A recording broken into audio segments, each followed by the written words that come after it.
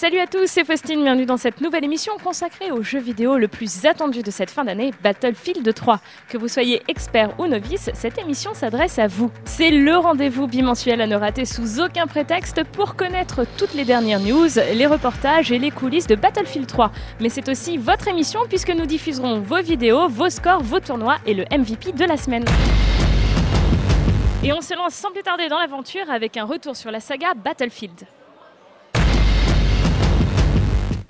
Vous connaissez ces images car vous les avez déjà vues des dizaines de fois. C'est normal, Faustine vient de vous le dire, Battlefield 3 c'est le jeu le plus attendu de cette fin d'année.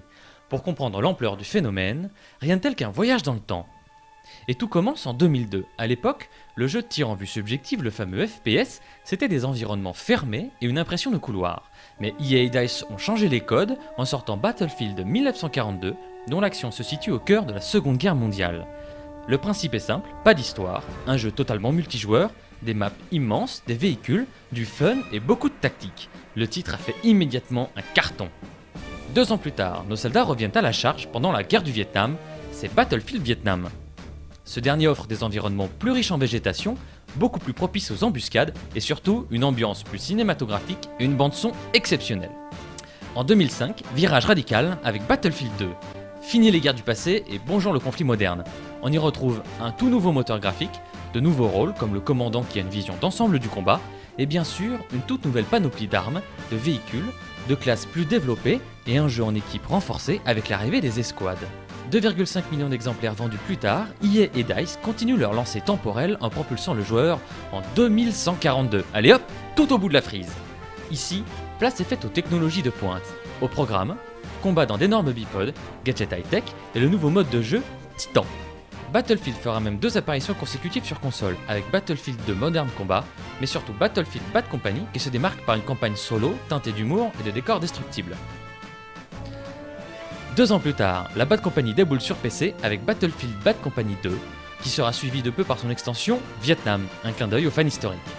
Enfin, après quasiment 10 ans de guerre, nos soldats sont une nouvelle fois prêts à retourner sur le front pour non seulement vivre une histoire hollywoodienne dans la campagne solo, mais aussi pour le plaisir de combattre en multijoueur. Plus haut, plus vite, plus fort, l'expérience Battlefield repousse toutes les limites avec BF3 pour plus de fun, plus de jeux en équipe et plus de sensations.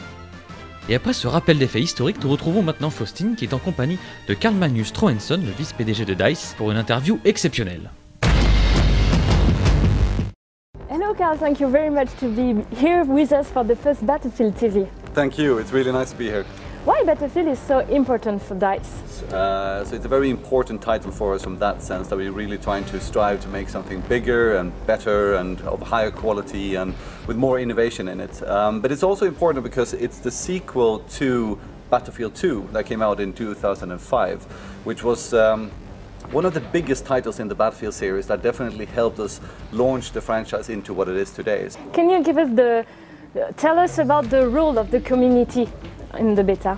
We listen a lot to the community, especially during betas and these kind of tests.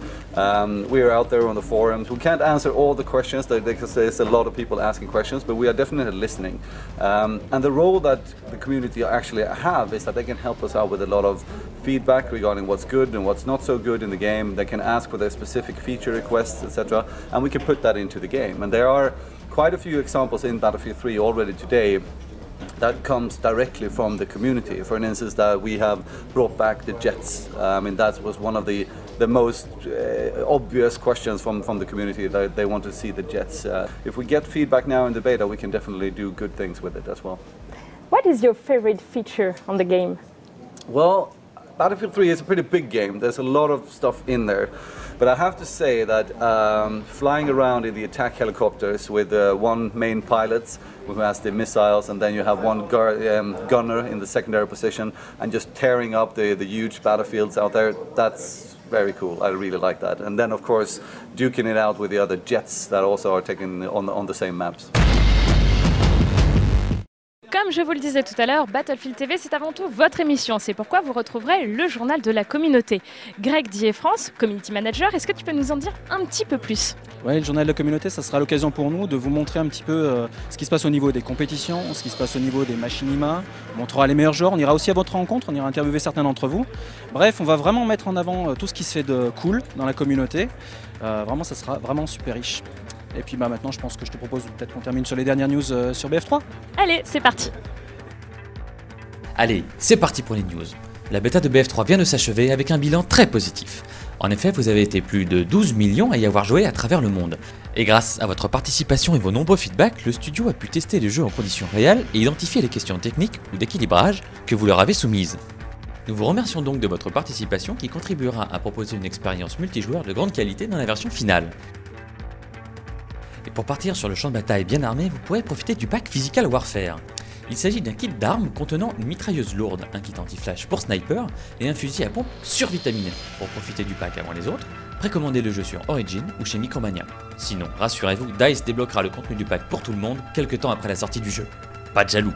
On ne pouvait pas se quitter sans vous annoncer l'ouverture du grand concours BF3 sur Facebook qui vous permettra peut-être de gagner un baptême de l'air en avion de chasse et de nombreux autres lots high-tech proposés par LDLC.com, Asus, Nvidia et Razer. Pour en savoir plus, allez sur l'adresse qui s'affiche. Bon allez, avouez-le qu'on vous gâte.